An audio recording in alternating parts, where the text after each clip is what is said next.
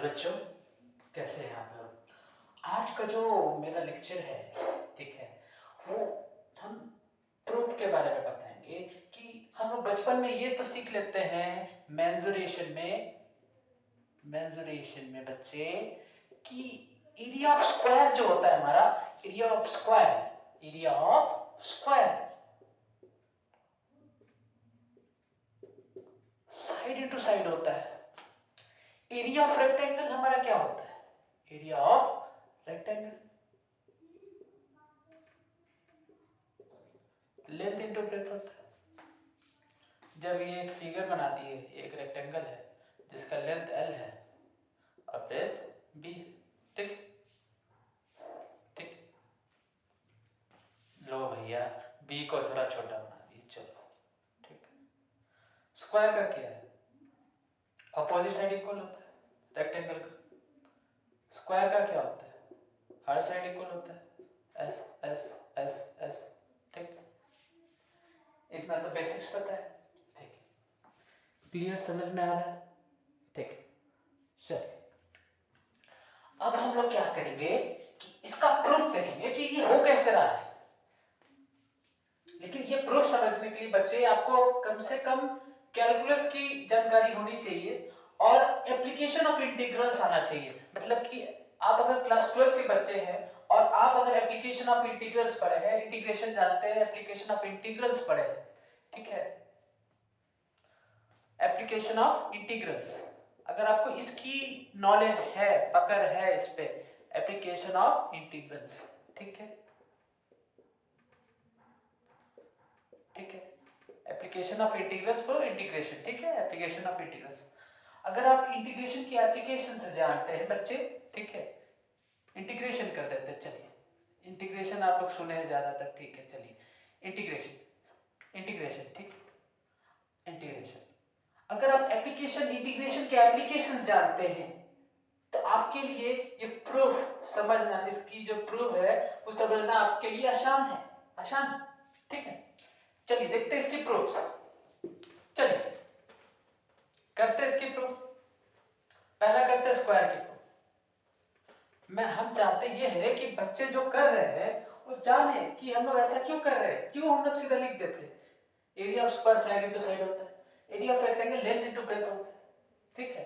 इसको और भी बहुत तरीके से समझा जा सकता है, लेकिन ये मेरा पॉइंट ऑफ व्यू है प्रूफ करने का, ठीक है। हो सकता है इसके और भी बहुत सारे प्रूफ हो, लेकिन मेरा एक पॉइंट ऑफ व्यू से एक जो मैंने प्रूफ किया है, प्रूफ बनाया है, वही मैं आपके सामने प्रस्तुत करने वाला हूं, ठीक है। चलिए तो पहला हमारा जो प्रूफ है एरिया ऑफ स्क्वायर, ठीक है। चलिए थोड़ा डायग्राम बनाते हैं, थोड़ा डायग्राम, अच्छा पहले डायग्राम छोड़िए, चलिए पहले एक्सेस से खेलते हैं।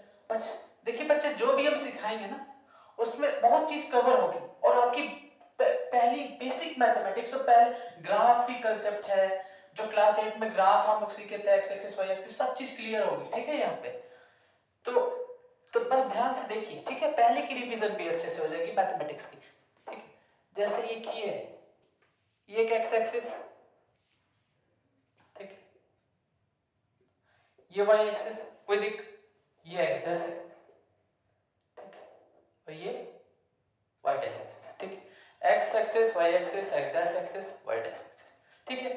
बीच में हमारा होता था ओरिजिन, जिसका कोऑर्डिनेट होता था 0,0, चल ठीक है। अब हम क्या करें, एक क्या करते हैं,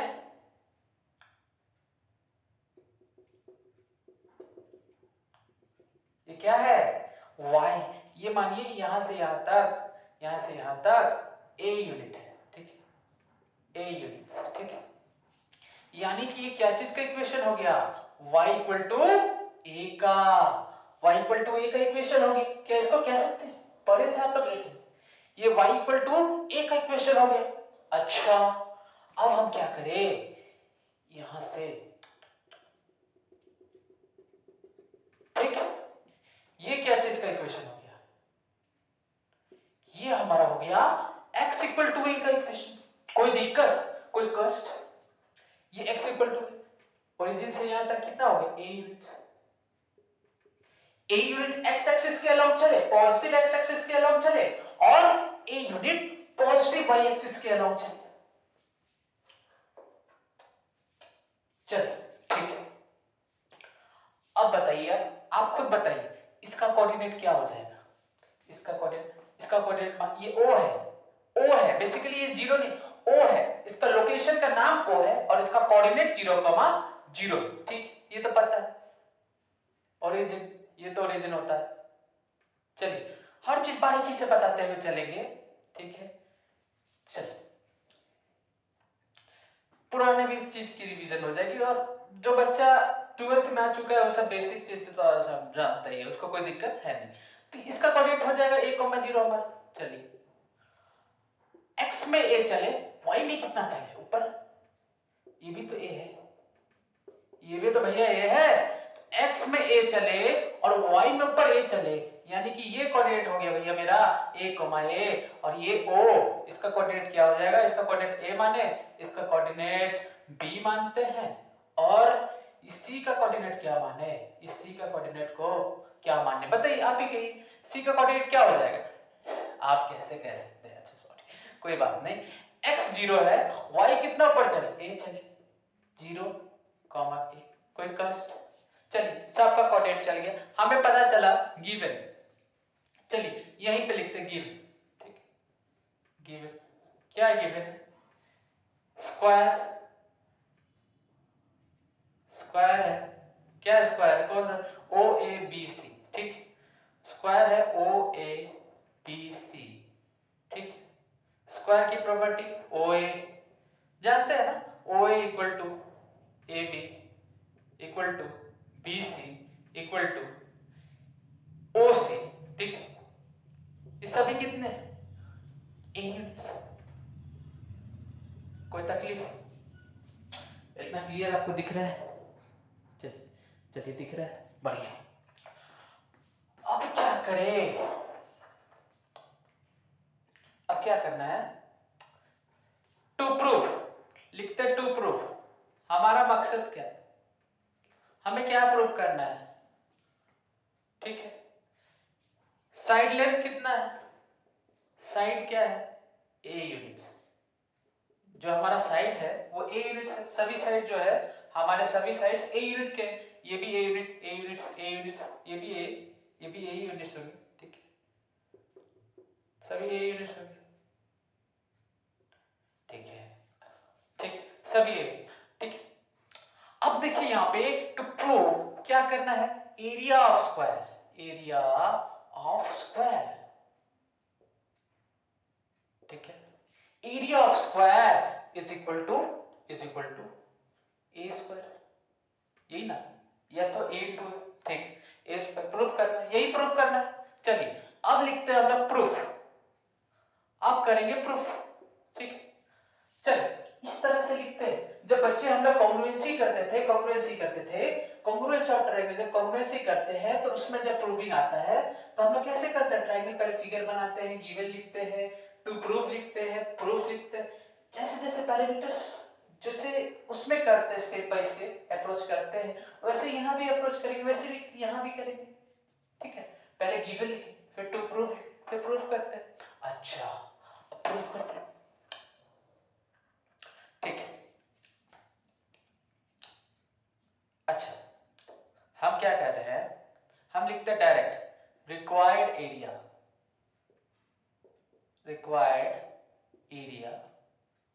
ऑफ स्क्वायर, ठीक है, स्क्वायर है ऐसे ऐसे स्मॉल ऐसे, ठीक है, required area of square O A B C, O A B C, चलिए क्या हो जाएगा, इसको थोड़ा सा मिटा देते हैं हल्का सा, ठीक है, इसको मिटा देते थोड़ा, ठीक है, इसको यहाँ पे थोड़ा काम करेंगे हम लोग, क्या करेंगे, काम करेंगे, ठीक है। अगर आप एप्लीकेशन ऑफ इंटीग्रेशन जानते हैं बच्चे, तो यहाँ पे एक एलिमेंटल लेंथ काटते, छोटा सा, ठीक है, छोटा सा, बहुत पतला, ठीक है, बहुत पतला,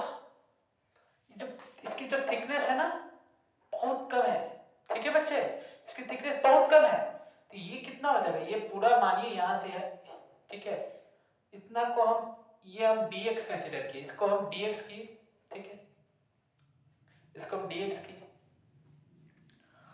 और इसका इक्वेशन कितना है, इसका इक्वेशन क्या है, y इक्वल टू a, इसका इक्वेशन है y इक्वल टू a। तो हम क्या करें, इंटीग्रल y dx, क्या करते थे, y dx, बेसिकली y को हम लोग मॉड में रखते थे क्योंकि एरिया हमेशा हमारा एरिया हमेशा पॉजिटिव होता है, नेगेटिव नहीं होता है ना।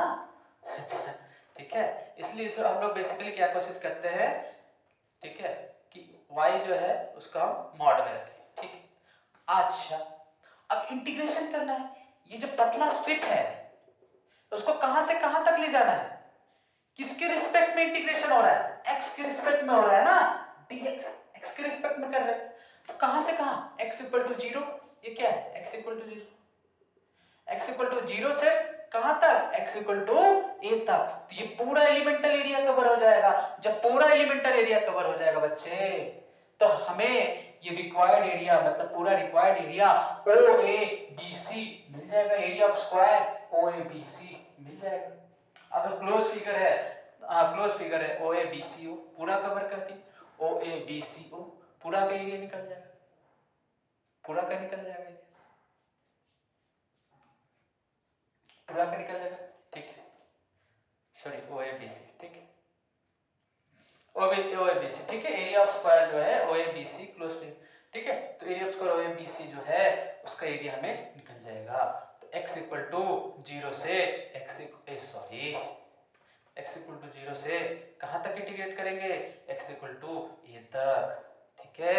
अगर हम इतना एलिमेंटल का, इतना सेक्शन का एरिया जानते हैं बच्चे, इतना का, इतना छोटा सा इतना इतना का एलिमेंटल, इसे कहेंगे छोटू सा एरिया, एलिमेंटल एरिया, अगर इसका एलिमेंटल एरिया जानते हैं बच्चे, तो पूरा इंटीग्रेट x इक्वल टू 0 से x इक्वल टू a कर देंगे, तो ये पूरा रीजन का एरिया मिल जाएगा बच्चे, और ये हमारा क्या है, एरिया ऑफ स्क्वायर है OABCO,